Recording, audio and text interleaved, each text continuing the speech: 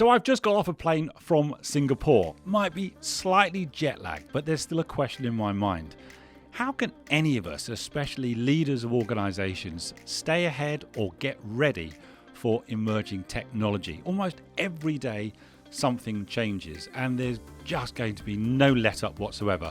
So as always, I've got off a plane and I've got to find someone who is far wiser than me. And I've done just that, because I've been looking forward, as always, to talking to Yulia Barnacova, who is a former colleague, also a TEDx speaker, an emerging tech strategist currently at Accenture. But as I say, someone who can try and give me the answers to some of these curious questions. Come back to me just after this break.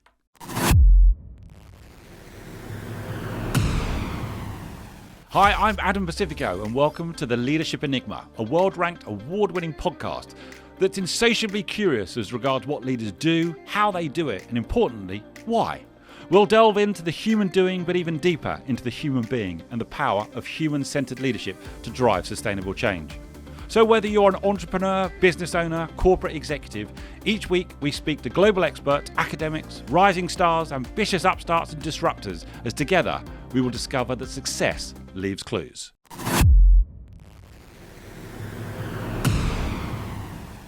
So it's a huge welcome to Yulia. Yulia, thank you for joining me on The Leadership Enigma. How are you? I'm doing great. I'm super excited to talk about all of this swirling tech around us. So really excited to discuss. Just tell everyone where you are at the moment, where you're located.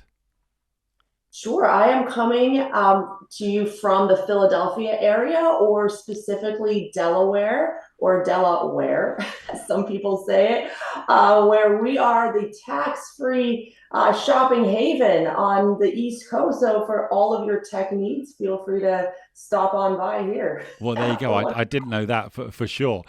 Before we get into this, Yulia, I have so many questions because it's just such a movable platform. How on earth did you even end up in this area? Because I know this is your real passion and focus now, but how did you end up in it? That's a great question. So right now I am people know me as this like crazy mad scientist tech experimenter, but it was definitely not always this way. I got into this space many years ago as an analyst. So when I was first starting in consulting, I didn't really think of myself as a technology person. Yeah.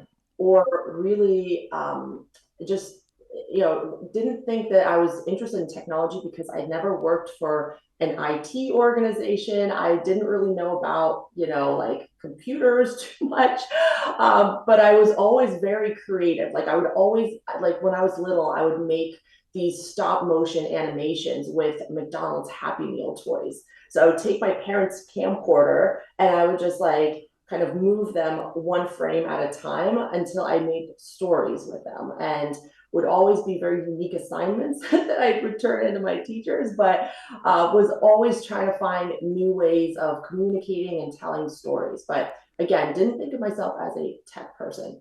But then one day as an analyst, kind of cranking through PowerPoint decks, I thought, well, let's make some things a little bit more interesting. And so I started playing around with PowerPoint animations. Now, I'd never done it before. So at first, my animations were just kind of like those like flash by animations, like the ones that kind of give you a headache. Sounds like my animations, Yulia. Yeah. But I just kept experimenting, and I really turned to the internet to learn about different ways that you can combine animations together to create these effects. And so what happened is because I love to teach in general, like I was like a tutor and throughout college and all that kind of stuff. I started actually creating these YouTube tutorials for PowerPoint, and I kept gaining momentum. And at one point, I was the largest PowerPoint YouTube channel, which is kind of a weird. I never knew that, Yulia.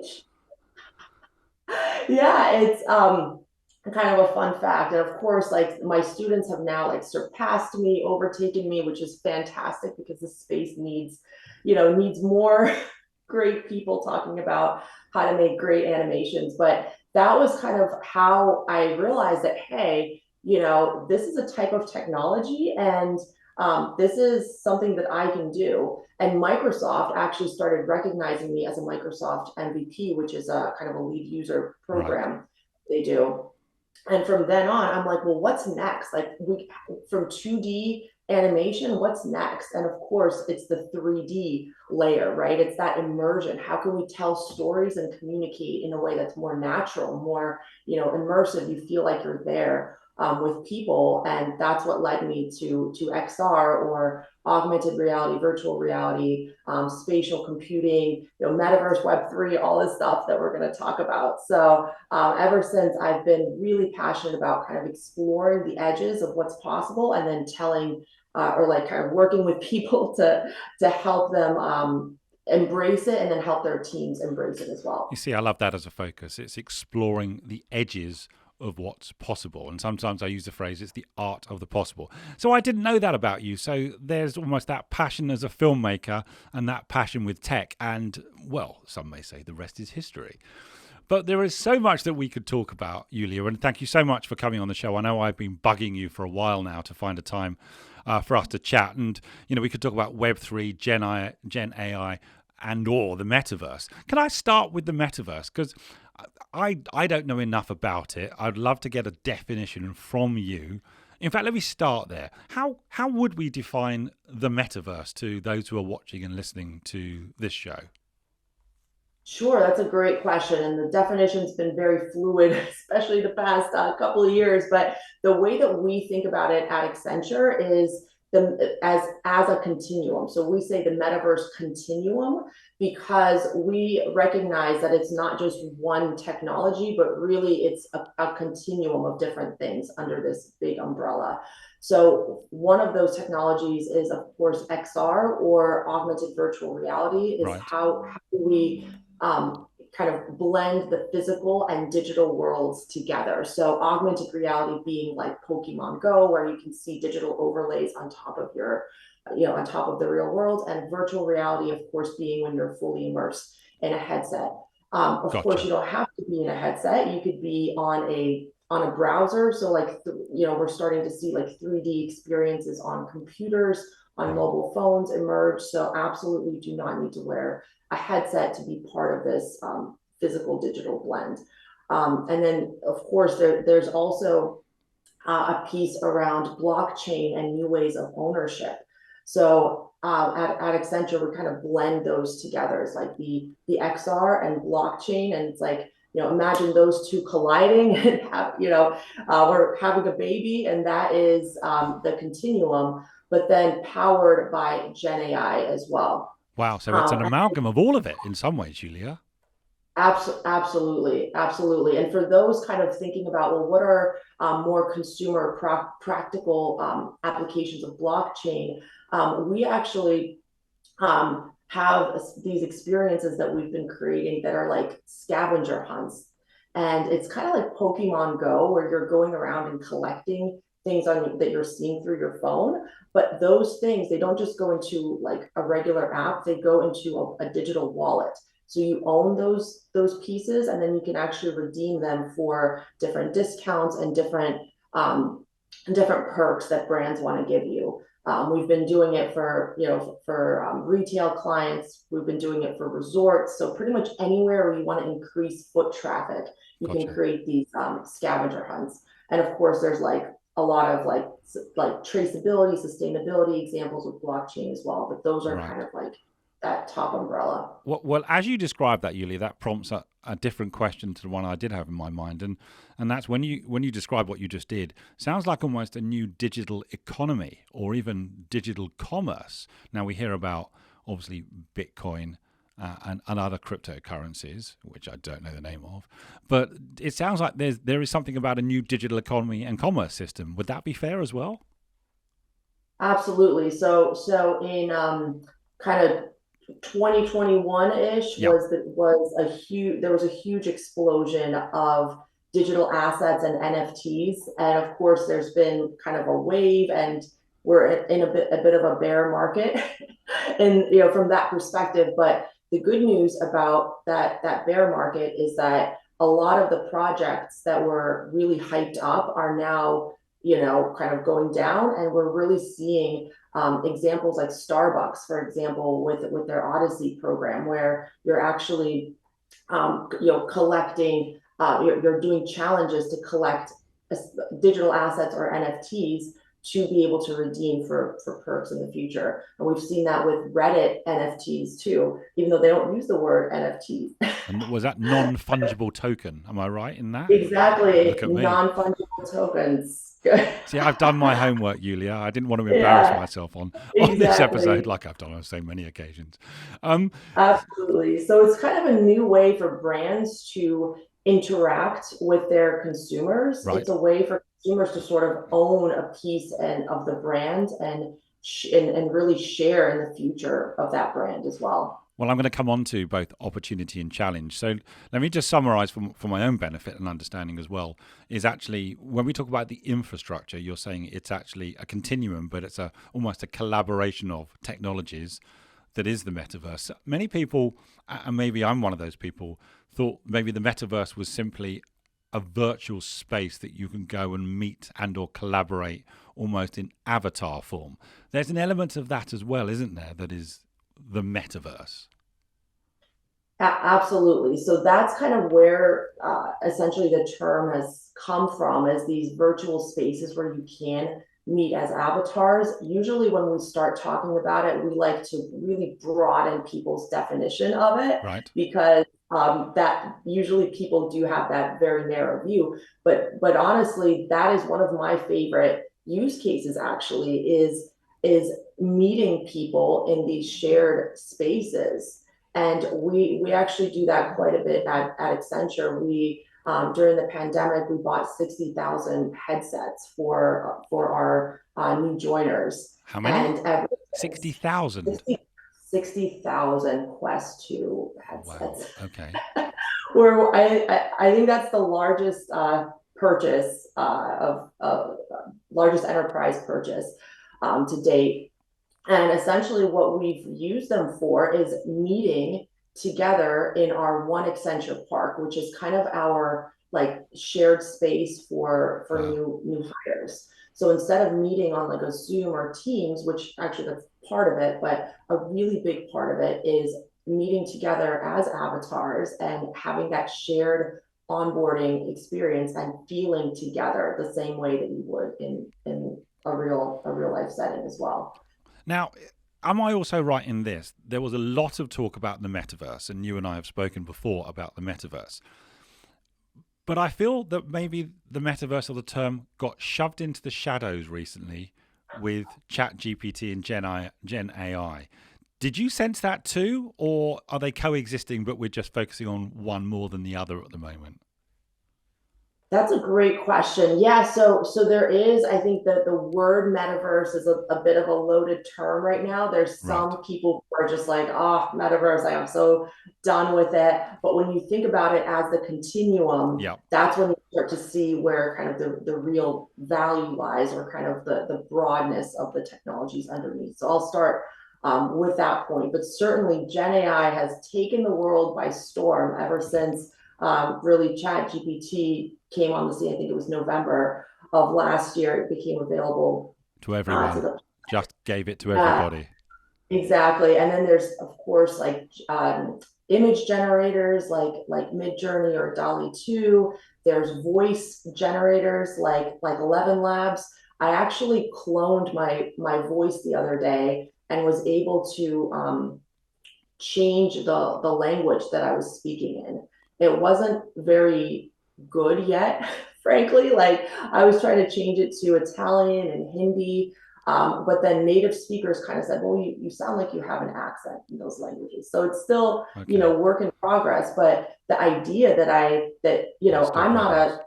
a coder. I'm not going to say I'm not a tech person, but I'm not a coder. Yeah. So I can't, these tools were previously inaccessible to me. The fact that I can go in and in 5 minutes, I'm actually doing it with my kids too. Like, I'm like, let's pick a character, let's pick a voice, and let's animate it, and anybody really can do it now. That is the power, and that has been kind of taking the world by storm for sure. Okay. Now, to your question on the intersection, there's an absolute intersection. I mean, Gen AI really needs kind of an interface layer, as we like to say. So the kind of the visual elements of the metaverse provide that. The one example of that is visual bots. So, and kind of if you take ChatGPT as the back end, we're starting to see a lot of clients start asking for how can we create more visual chat bots, essentially, that they have a face, they have a So it's persona, powered and by ChatGPT. exactly, they're powered. So instead of like, asking kind of like where can I go to get this information? The same thing that you would get on like an FAQ. They're much more intelligent. They can kind of understand your context, where you're coming from, understand much more about your situation to be able to answer in a more nuanced way, just similar to the way that a human would. So that's one example. Another example is world building. So one of the challenges, or kind of maybe the blockers of having virtual worlds be more prominent or kind of get created more quickly, is just the kind of the manual labor, if you will, that it takes to create them, like from developing the the assets, kind of designing like each of the spaces, the furniture that would go into a digital twin, for instance. But now with AI, we're starting to see like you can put in designing a space like this, and just like an image generator, it'll generate a whole what we call skybox, or like a whole kind of wrapped around Right. like 360 image, the kind that you would see on Google, like Google Street View, for Gotcha. example. Like that's already available with a tool called Skybox from Blockade Labs. So anyone can go in and just kind of create their own world. Same thing with assets. Like we're on the edge of us being able to scan, to kind of take a picture of something, and Yep. then it automatically becoming a 3D model that you can put into these spaces. And So, quickly as well. and quickly, absolutely. So it's like one click, boom, drop it in. We are just on the edge of having that happen. Unity just actually released, at the time of this recording, they just released kind of a text to game system, and Unity is kind of one of the big players in game development. So Right. they're starting to think like, how can we accelerate the speed of game development? And that's just going to democratize things even further. So it This is a whirlwind, but we absolutely see a huge intersection. It's kind of like metaverse will be fueled and accelerated by Gen AI. Well, that's I suppose, the interesting, frightening thing all wrapped up in one. And again, it reminds me of when I spoke to Jonathan Reichenthal, who was describing the fourth industrial revolution to me, Yulia, and he said it was change at the speed of thought. And that's what I'm hearing you say, that change is going to be almost immediate, and it's gone open source. So now maybe you don't need armies of people now to develop and create. You actually can do that almost as an individual contributor. So with all of this change, with all of this shifting landscape, from a leadership point of view, Yulia, what would you say is the top focus for leaders right now, for both the opportunity and the challenge that maybe they need to be aware of, or just getting themselves ready for? Opportunity and challenge, what do you reckon? And I'm sure there's lots, but kind of what's top of mind for you? Absolutely. So on the opportunity side, Yep. it is I would maybe it's an opportunity and a challenge. So the opportunity and challenge is that there's so much happening. So it's kind of like the top things we hear from leaders is, how do I stay on top of all this? Like, things are changing almost literally every single day. Yep. Something new comes out, a new capability, especially on the Gen AI front. And the question is, how do we stay on top of all this? It's very exciting. We want to use it, but how do we stay on top of it? And kind of a sub question is, how do we start implementing that in a way that's responsible, that's ethical, Mm. and that will really set a foundation for us going forward? Which typically, you have to do that. That's a process that takes a while, but how do we do that quickly? We're almost How do in we the technological wild west, aren't we?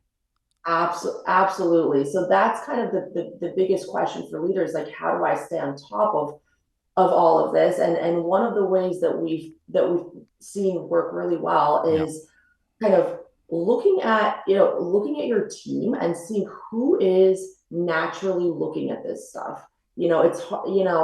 It's typically there are a few people in your organization, your team, who are just naturally gravitating toward this. They're playing with Midjourney or 11 Labs, or they're kind of reading all the articles and they know all the copyright situations that are going on, which I can say an interesting story about that and how the laws are still very, very squishy right now.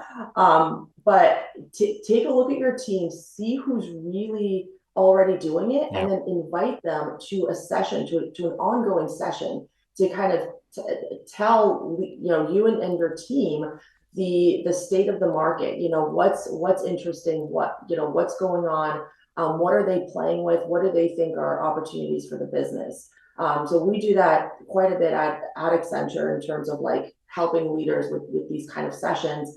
But typically the ones who are the most progressive have already been doing that with their teams. They've already been experimenting. They've already been kind of bringing them in. Or at least finding the people, as you say, who have been finding proactive. The people. Yep. Exactly, because it's impossible. Even if you're the most tech forward person, it's impossible to stay on top of it by yourself at this point. Like it may have been 5 years ago, but now it's impossible. It takes a village, it takes a team. So get those folks and start, learning together, really. Gotcha. Okay. So you see there's almost they're segued together, aren't they? Both the opportunity and the challenge. I've got a question on my mind though, because now, I've just come back from Singapore. I say that because nearly all of the events that I'm involved in have become face to face again. And that's a delight.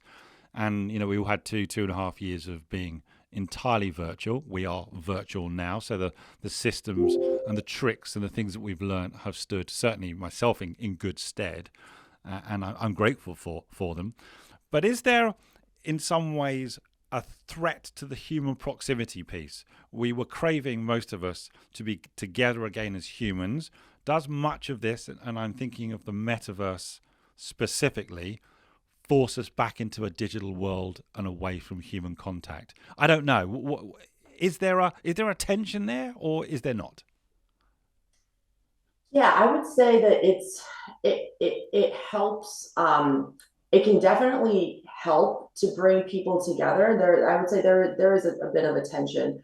But what I'm seeing is that right now, at least with all the tools that we have out there, people still want to be in person. Yes. And they are craving that human connection. And so, whenever, like what we're seeing with clients and even at Accenture, is like whenever there is an opportunity to be in person, we try to take it, even with all the VR and all the technologies available to us.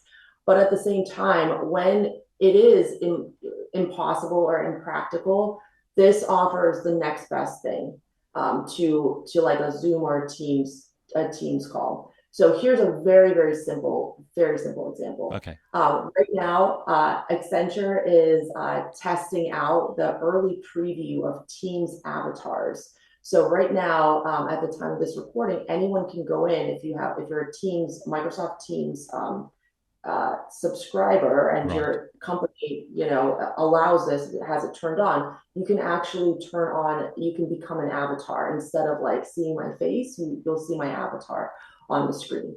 And people say, well, why do we need this? Like, I'd rather see your face than an avatar. Well, what we say is that actually, there's some people who turn off their camera, right? For whatever reason, they may be. And it's tiring. Apparently, it's way more tiring if you're also looking at yourself on the screen. Yeah, absolutely. So for many different reasons, people often choose to turn off their cameras on, when they're speaking or when they're on a meeting. And what avatars do is they actually bridge the gap between seeing somebody on video and seeing somebody as like a small image, or even worse, like their name or just the text.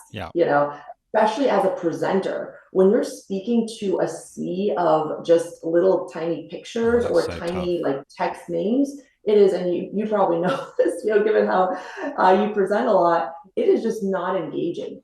But if you're looking at a screen of avatars, it is way more engaging That as are a presenter. animated. They're not static either. Just They're animated, right. exactly, and they're standing there or they're sitting there and they're kind of like nodding. They're like They're not they're kind asleep. of in a resting state, exactly. Not And you can asleep. actually That's not a not. I'm not looking at avatars that will be asleep. Then, Yulia, I'm just checking. oh No, yeah. that's Well, you feedback actually from me. could be asleep. You could be asleep Yeah. because they don't. The current ones they don't look at your camera. They're actually disconnected from your camera, Ah, so you right. can walk away. I mean, this is a whole Oh, nother challenge, but isn't typically, it like if just? Just leave your avatar on for half an hour. Wow. Okay. exactly. You could actually leave and have your avatar like be sitting there and nodding like most of the time.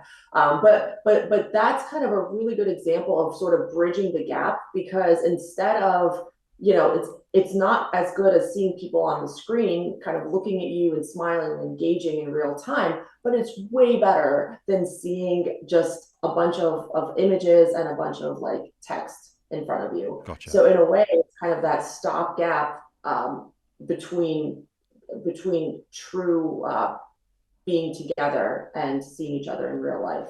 Now, Yulia, I spent many years of my life as a police officer and as a barrister where digital evidence was becoming more and more common in every single case. Every single one of us has a digital footprint. And so the law enforcement world certainly has got better and better and better at trying to understand what is right, what is wrong, and has someone in indiscretion or gone beyond the boundaries of what might describe as lawfully audacious. So I'm thinking about it from a company's point of view. How does a company try and embrace the art of the possible, but also not fall foul of things? Because we talked about it being the Wild West, and we know, don't we, from experience, that technology is improving at such a rate, regulation and legislation cannot keep up. So where should leaders be as they balance exploring the art of the possible and also not doing something which starts to get them in hot water? Is that even possible? It's a very tricky line right now, and that's something that everyone's trying to navigate. But what I would say is a best Yep. practice is that you have to let and encourage people to experiment, but not necessarily. And I would say I strongly would recommend against experimenting with company equipment or Right. company assets So because almost we've ring seen fence it, safely ring fence something. exactly. Yeah. So what you don't want to do is say everything is banned. We just discourage everything because that kind of sets the mindset of like we're gonna wait until Yep. the laws catch up. We're gonna so you First want follower to yeah, exactly. or second or We're third. seeing yeah, we're seeing for example like some universities they're doing that. They're just saying every all Gen AI tools are banned, and but it's kind of like we know students are using them anyway, and in some ways, students Right. should be using them to prepare themselves for kind of the future of work and the career that is rapidly changing, the career path that it is being changed by Gen AI very quickly. But then what we're seeing, like some very progressive professors do, for example, is they actually will start to incorporate Gen AI tools into their assignments to say, okay, well, here's a like a here's a writing prompt. Mm-hmm. Have ChatGPT write it. Okay, great. Now let's like fine tune the ChatGPT prompts to kind of make it even better, etc. So that's a little bit of a special use case because it's not a corporation, it's students, etc. But I just wanted to highlight that as a kind of two different types of philosophies and kind of a way to integrate. Now, what we're seeing at the company level is Yep.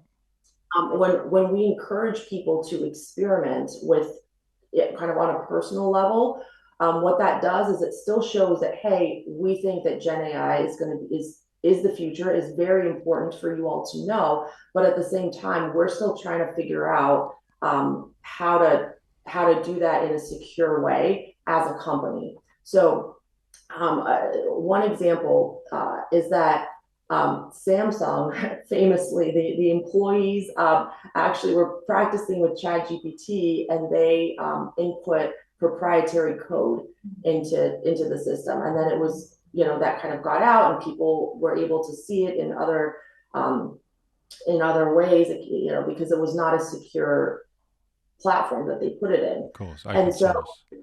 that's kind of what not to do. You don't want to be putting company information, like client information, into these tools. But if you're doing, like, for example, a proposal, like art of the possible, this is what we do at Accenture. Yeah. It's like, if we're showing client, like, what could be, like the building of the future, or like your industry of the future, or like we're doing like a concept art or something like that. Normally we would have some of our artists create a concept, but now we're having teams experiment with different Gen AI image tools for that kind of creating that art of the possible future. Because of Gotcha. course that's not using client data or anything like that. That's just sort of helping speed up the workflow and get more creative with it.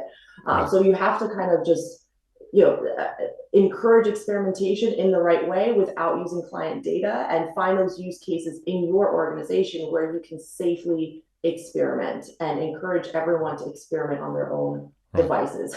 So I, Otherwise, so I'm hearing loads of good advice in relation to, proactively finding the people who are playing around or experimenting in this area, creating a culture of experimentation, but ring fencing things so that in some ways you're limiting any fallout. And leaders have got to find the balance, haven't they, between opportunity and experimentation with regulation, legislation, and, let's be honest, common sense. But there's got to be there's a grey area, an expanding grey area there, Yulia, isn't there, for all leaders? Because we can't not do anything, because I'm assuming everyone will then be ahead of themselves or ahead of the competition. exactly. I mean, I mean, on that last point, one Yeah. of my favorite quotes is, it's not AI that's going to replace you. It's a person using AI that Right. will. So it's kind of like, if you're not giving yourself an edge with those tools, somebody else will be giving themselves an edge, and you will not be able to compete with those kind of people unless you are actively in there yourself. Yeah. And on the topic of laws and kind of the wild west of regulation right now, I mean, it is absolutely not caught up. Like, the law has not caught up to the technology. So that's why It may it's never. It may never catch up. Is that? I it think. may never catch up with how quickly it's changing. Like right now, I'm experimenting personally with a deep fake tool where it's like one click, and I have been like deep faking my own picture into Mid-Journey created images, and people are asking me, like, can you create one of me? And I'm like, oh yes, I can. I mean, ethically, I'm going to ask you for your permission, but technologically, I could do that just as easily. Well, serious and organised crime won't be asking permission, will they? That's the reality of it. Exactly, exactly. And the laws, I mean, the laws are very, very squishy in that area. It all depends kind of like, how you're using it, how famous you are, that kind of stuff. I mean, one very famous case of this is like, somebody created an AI generated comic book. So they created like Mid-Journey generated images of comic book, and then the text. And then the Copyright Office granted that as a copyright. Right. And that was for the industry, because they said, okay, that's great. This is Gen AI being, given a copyright.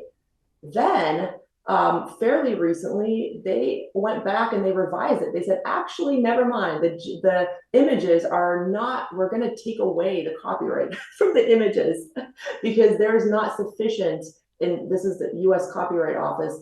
They said that there's not sufficient human intervention in those in order to qualify as a copyright.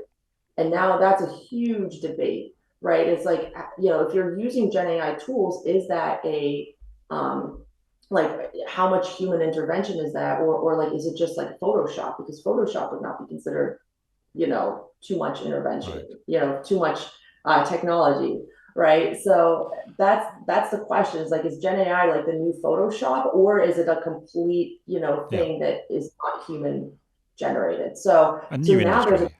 debate there. I in the mean, ports. Yulia, what I'm hearing is there's a whole new industry that's opening up. There are a whole new set of jobs that will open up. And again, we Yeah. come back to opportunity and risk. Interesting, you talked about deep fake. For the avoidance of any doubt on my part, I am talking to the real Yulia, aren't I? I've got the real Yulia For here. Just now. for now, For now. and deep fakes Absolutely. worry. Deep fakes worry me actually, Yulia, because as I say, I've come from the criminal justice side of things, and someone will always find something nefarious to do with the new technology.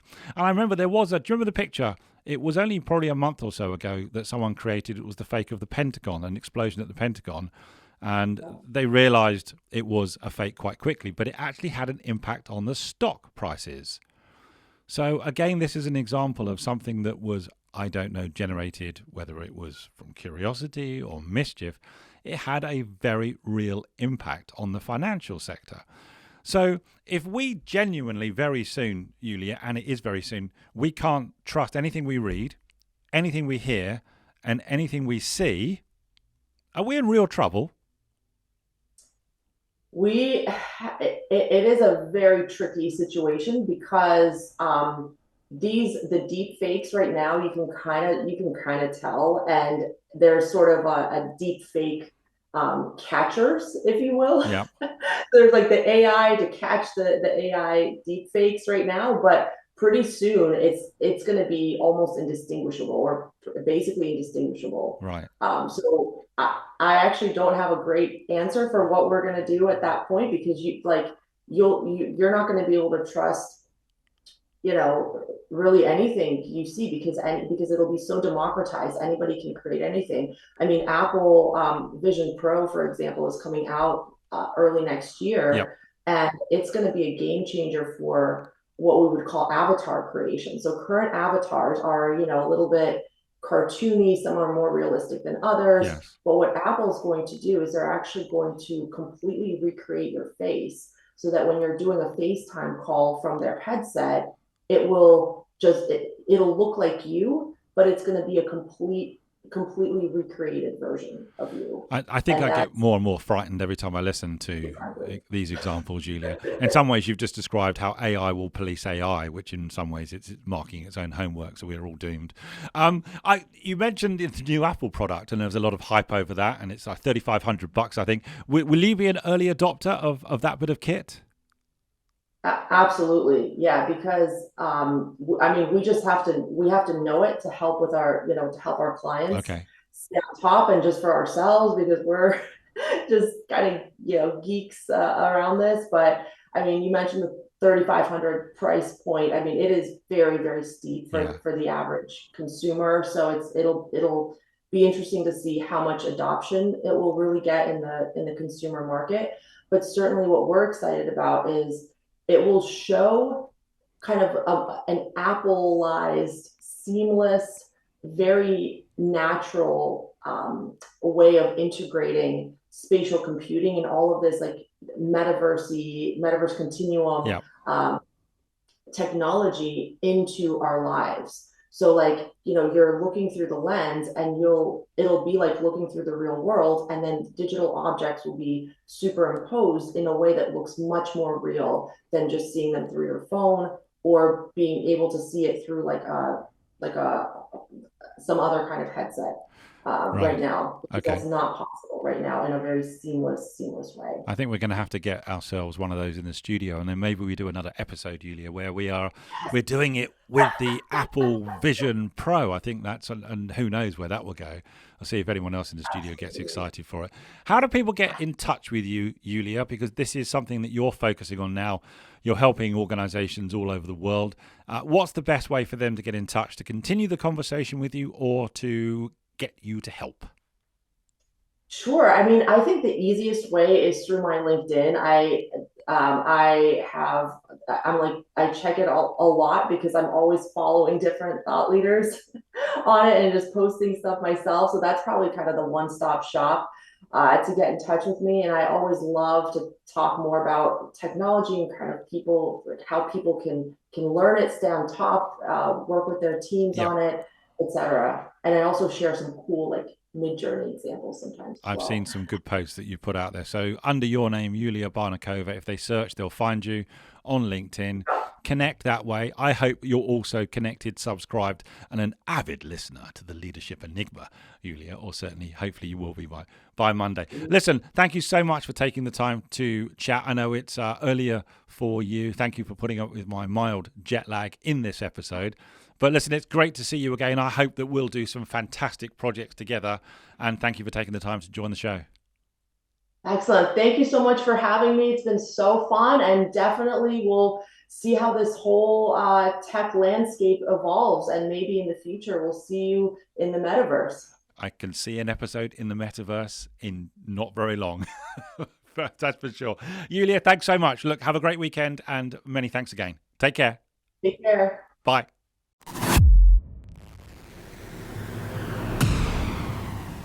Join us again next week for more curiosity and insight with the Leadership Enigma. We'd love to hear your comments on today's show, as well as suggestions for future topics and guests. Get in touch with me on LinkedIn or visit us at www.leadersenigma.com. Don't forget to rate, review and subscribe on all your major podcast platforms and on our dedicated YouTube channel. Thanks again for joining the community.